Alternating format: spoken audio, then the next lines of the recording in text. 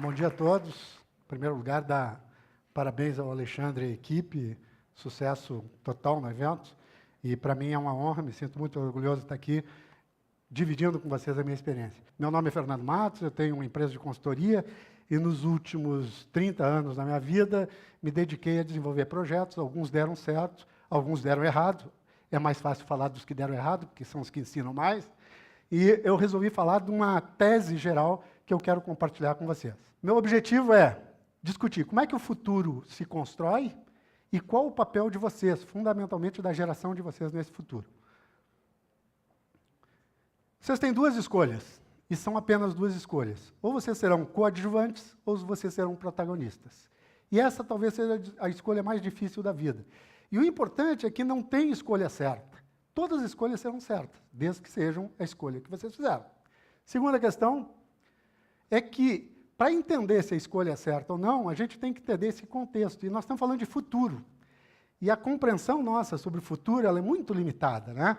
O Einstein tinha 16 para 17 anos e fez uma... Ele usou a imaginação, ele olhou o relógio da torre, viu que eram 10 horas, e imaginou o seguinte: a luz vem do relógio, chega em mim, ela passa por mim. E se eu pulasse em cima desse raio de luz e cavalgasse esse raio de luz? Ou seja, ele usou a imaginação, e vocês vão ver como a imaginação é importante, e se imaginou cavalgando um raio de luz. E aí passa um determinado tempo, ele olha para trás, ele vai ver o relógio, que horas são? 10 horas. Porque ele está viajando com a luz do relógio. E passa um ano e ele olha para trás, e que horas são? 10 horas. E ele compreendeu uma coisa fundamental, que o tempo é uma abstração da mente, e que a nossa mente só consegue compreender coisas muito mundanas, e o tempo é uma coisa muito complicada. E como a gente está falando do futuro, nós estamos falando de tempo. E isso levou ele a desenvolver uma teoria inteira, a teoria restrita da relatividade, a teoria geral da relatividade, e ele descobriu que o espaço também não é linear, que quando a matéria se junta, ela cria uma deformação no espaço, e isso é a gravidade, né? Como se fosse uma bacia. As coisas não andam em linha reta, elas se deslocam.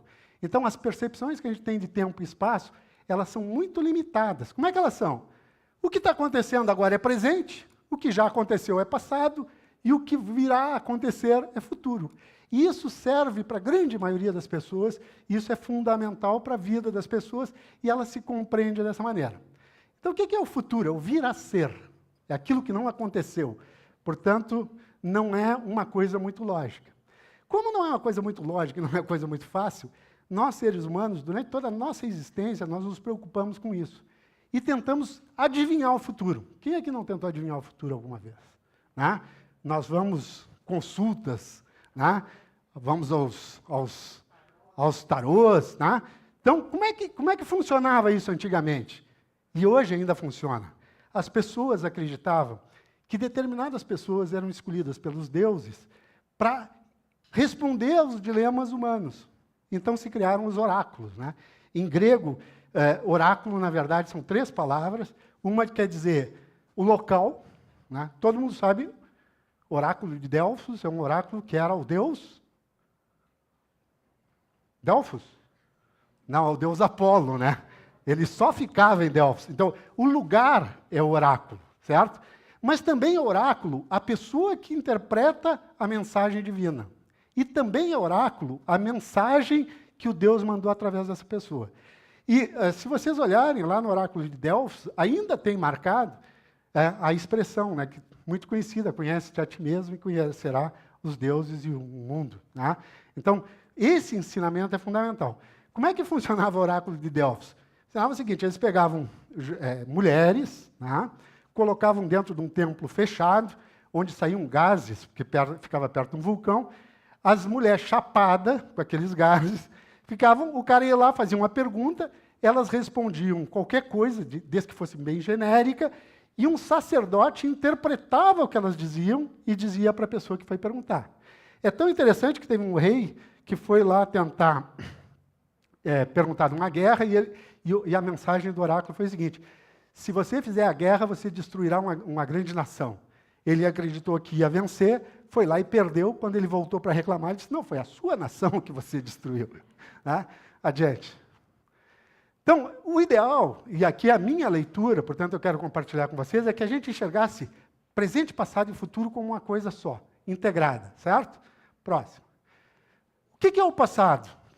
O passado, na verdade, é um grande estoque de conhecimento, certo? Antigamente a tradução era oral, depois passou para escrita, hoje é internet, nos filhos de vocês provavelmente serão outras soluções, mas desde que fizeram as pinturas na pedra, as pinturas rupestres, isso é o nosso passado. Quanto mais passado a gente conhecer, maior o nosso estoque de conhecimento, portanto, maior a nossa riqueza. E o passado é feito de dados, informações, conhecimento e valor. Na verdade, o passado é feito de dados e informações. Conhecimento e valor é a forma com que a gente transforma esses dados. Se eu disser para vocês assim, eu vou dar uma série de números. 333-0144. Qual é o próximo número? 4. E qual é o outro? Não. 33301444 é o telefone da minha empresa. E eu vou dizer, oi. Então, a gente tenta adivinhar uma coisa que não tem lógica, porque isso aqui é dado. 3330 é informação. E conhecimento é saber se serve, ligar para lá. Próximo. Valor é o que vocês vão fazer com isso. Próximo. Presente. O que é o presente? O presente é isso que está aqui.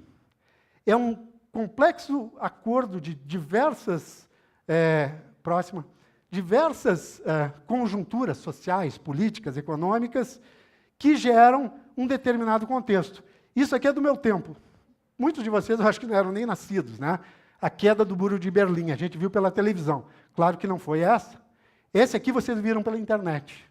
Os filhos de vocês provavelmente vão ver no espaço, numa tela que não existe, projetada como aqueles filmes futuristas.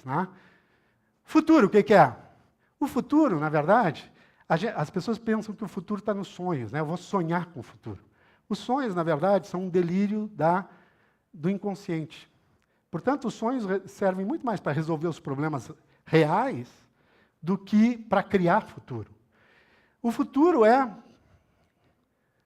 design. Mas design é a expressão do latim, porque no latim, design é uma palavra inglesa que se transformou em padrão internacional, mas design as pessoas pensam que é desenho de produto. Design, na verdade, é do verbo designare, que significa aquilo que virá a ser. Portanto, design é o projeto do que ainda não foi, o projeto do que será. Todos vocês são designers da própria vida. Próxima.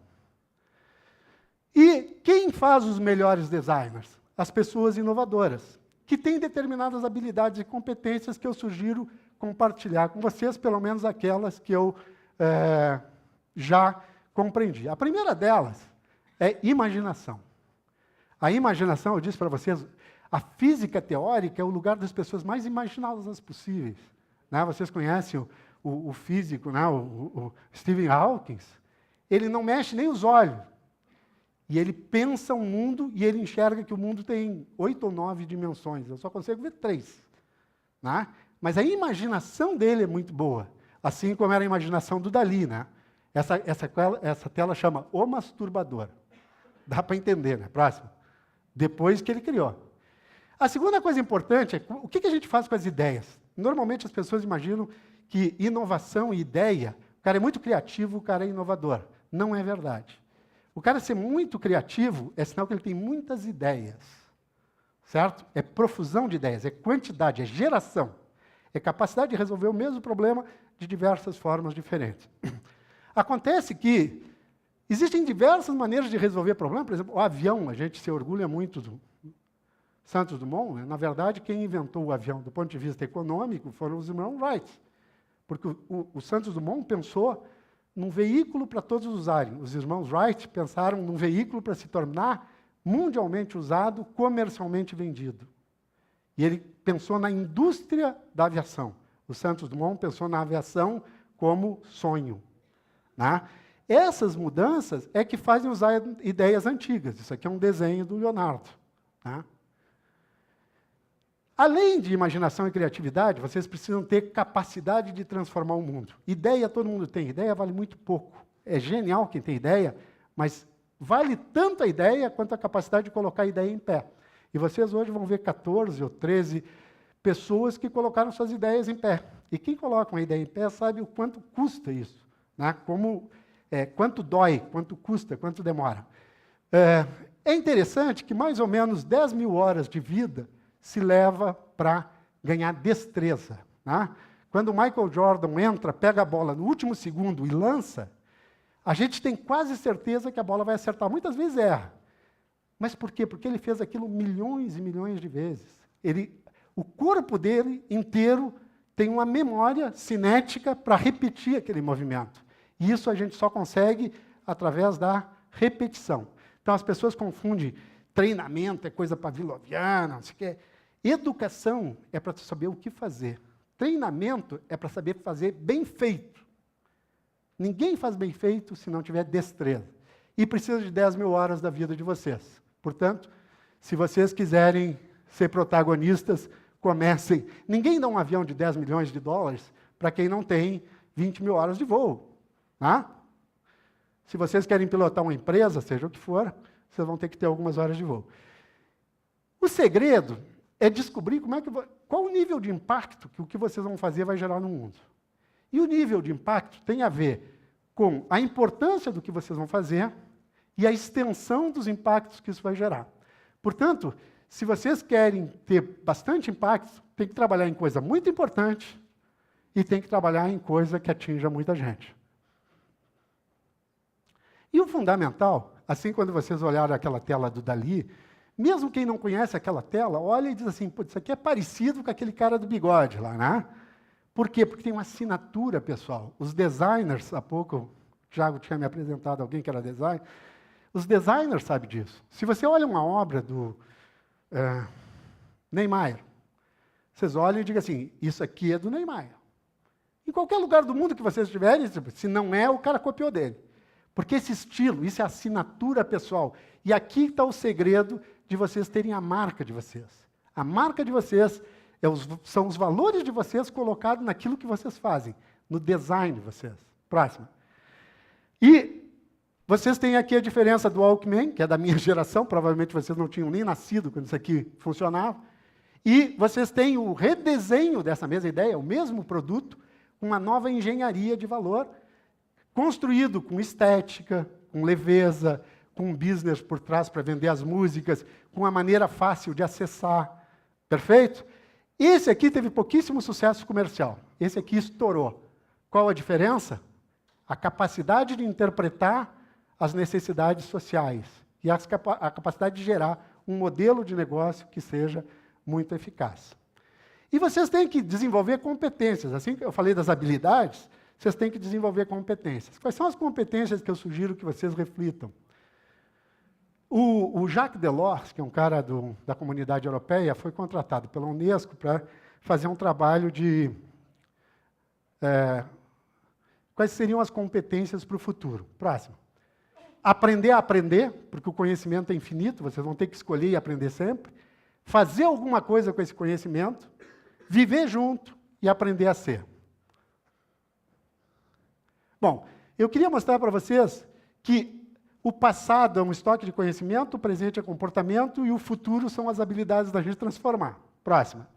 Se eu pegar conhecimento com com sociedade, eu tenho tendências. Próxima. Pode passar, eu ia falar aqui de uma coisa mais complexa, mas o tempo está apertado. Próxima. Se eu misturar sociedade com pessoas, vocês vão ter a capacidade das pessoas transformarem o mundo, que é o que esses projetos de hoje vão mostrar. E a próxima, se vocês misturarem o estoque de conhecimento com a capacidade de fazer futuro, vocês têm o design. Mas não o design do produto, o que estava na cabeça dele antes de se transformar em projeto. E tendência, empreendedorismo e design, por acaso, da UTED, que é tecnologia, entretenimento e design. Né? Próximo. Mas design no sentido de vir a ser. Próximo. O resultado disso, mais uma, é que inovação é o uso de ideias novas, mas não precisa ser inédita, é nova para você, que foi implementada e que gerou valor. O que é ideia nova? Imaginação. O que é nova para você? Criatividade. Né? Eu usei uma coisa que não precisa ser minha para gerar valor. Implementada, capacidade de implementação, gestão de projeto. e que gere valor. Se não gerar valor, não é inovação. Próxima. Bom, indo para a conclusão, o futuro depende da gente. O futuro está acontecendo, né? Ele depende da gente. E vocês, a maior parte de vocês, pelo menos, pertencem a uma geração que foi muito beneficiada, nasceu na hora certa. Isso está muito bem explicitado lá no Outliers. Tá? Vocês nasceram na geração do Atari. O Tiago nasceu, ele brincava com Atari. Né? Qual é a diferença? A diferença é que ele é bilateral. Eu movimento e ele responde e eu me movimento. A gente ficava na frente da televisão, a televisão comunicava, a gente aprendia. O professor falava, a gente aprendia. O pai falava, a gente obedecia. Vocês não, vocês trabalham com um processo mais complexo, mais rico, mas também mais arriscado. E a lei de Moore mostrou o seguinte, a capacidade de processamento, a capacidade de armazenamento e a capacidade de transmissão, ela duplica cada ano pela metade do custo. Então, vocês ganharam uma rede inteira de conhecimento e de valor que vai reduzir muito e comprimir muito a velocidade das coisas. Vocês estão vivendo um mundo muito mais rápido do que a gente viveu e, portanto, a responsabilidade de vocês é muito maior. A minha sugestão é que vocês sejam protagonistas, né? Usem a sua imaginação e criatividade para fazer um mundo melhor, inovando. Vocês vão ver hoje aqui uma série de experiências de pessoas que, a partir da sua imaginação e criatividade, construíram um mundo melhor. E tem uma questão interessante, essa foto não está com uma boa resolução. O que tem de novo nesse paraquedista aí? Ele está sem paraquedas. Então, inovar tem muito risco. Geralmente dá errado. Né? Esse sujeito salta de paraquedas e alguém leva o paraquedas para ele. Mas se errar, ele morre. Em compensação, esse é o Pastrana. É o cara que faz as coisas impossíveis. E é patrocinado pela Red Bull. Para encerrar, eu queria dizer para vocês por que eu sugiro que vocês façam isso. Eu sugiro que vocês façam isso, não é porque vai dar certo, porque a gente não sabe que vai dar certo. A maior parte das coisas que vai fazer dá errado. Eu sugiro que vocês façam isso porque vai ser mais divertido. Vocês têm que viver mais divertido. Vocês têm que aproveitar melhor a vida. Então, a vida vai ser mais divertida e mais interessante se vocês escolherem o caminho mais difícil. Muito obrigado.